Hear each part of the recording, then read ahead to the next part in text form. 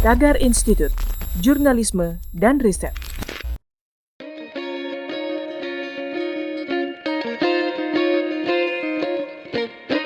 Halo Tagarians, para penonton Tagar TV dan juga pembaca Tagar ID, terima kasih Anda tetap setia di YouTube channel Tagar TV. Hari ini saya, Kori Olivia, ingin membacakan ulasan pilihan redaktur Tagar tentang sejarah Provinsi Kalimantan Selatan. Sebelum menjadi provinsi, Kalimantan Selatan adalah daerah yang paling menonjol di Pulau Kalimantan, khususnya kota Banjarmasin yang merupakan pusat kegiatan ekonomi, politik, dan pemerintahan, baik semasa penjajahan maupun pada awal kemerdekaan Indonesia. Berdasarkan hikayat Raja-Raja Banjar dan hikayat Kota Waringin, dapat diketahui bahwa pada abad 17, salah satu tokoh yaitu Pangeran Samudra dengan dibantu para patih, bangkit menentang kekuasaan pedalaman Nagara-daha. Mereka pun menjadikan Banjarmasin di pinggir Sungai Kuin sebagai pusat pemerintahannya. Daerah ini disebut Kampung Keraton.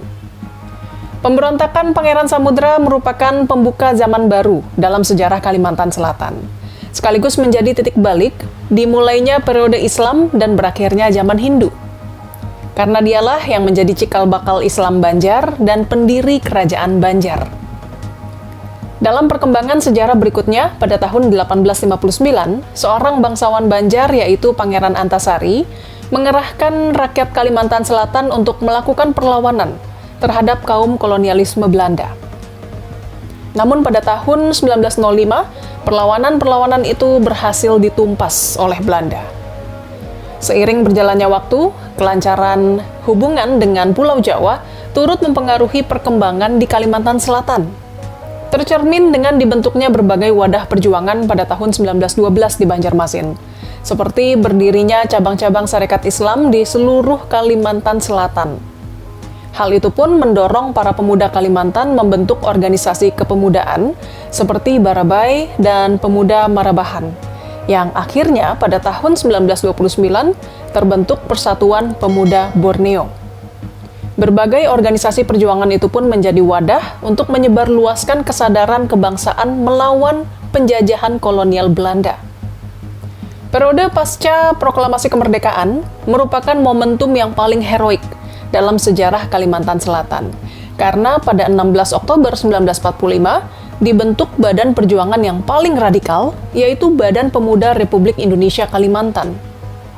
Namun dalam perjalanan selanjutnya, gerakan perjuangan ini mengalami hambatan, terutama dengan disepakatinya Perjanjian Linggarjati pada 15 November 1945. Berdasarkan perjanjian ini, ruang gerak pemerintah Republik Indonesia menjadi terbatas hanya pada kawasan Pulau Jawa, Madura, dan Sumatera, sehingga organisasi perjuangan di Kalimantan Selatan kehilangan kontak dengan Jakarta. Meski akhirnya pada tahun 1950 menyusul pembubaran negara Indonesia Timur yang dibentuk oleh kaum kolonial Belanda, maka Kalimantan Selatan kembali menjadi bagian yang tidak terpisahkan dari Indonesia sampai saat ini. Bagi Kalimantan Selatan, 1 Januari 1957 adalah momentum paling penting, karena pada tanggal itu Kalimantan Selatan resmi menjadi provinsi yang berdiri sendiri di Pulau Kalimantan bersama-sama dengan Provinsi Kalimantan Timur dan Kalimantan Barat. Sebelumnya, ketiga provinsi itu berada dalam satu provinsi, yaitu Provinsi Kalimantan. Sampai saat ini, Kalimantan Selatan memang belum menjadi daerah tujuan wisata utama di Indonesia. Tapi daerah ini sebenarnya memiliki beragam potensi wisata, mulai dari wisata alam sampai wisata religi. Beberapa di antaranya adalah Pasar Terapung Lok Baintan Banjarmasin, Taman Wisata Pulau Kembang, dan Geopark Meratus. Tagarians, demikian ulasan pilihan redaktur Tagar hari ini tentang sejarah Provinsi Kalimantan Selatan. Subscribe YouTube channel Tagar TV dan klik loncengnya juga untuk mengikuti video menarik membahas topik terhangat hanya untuk Anda. Saya Kori Olivia, Tagar TV.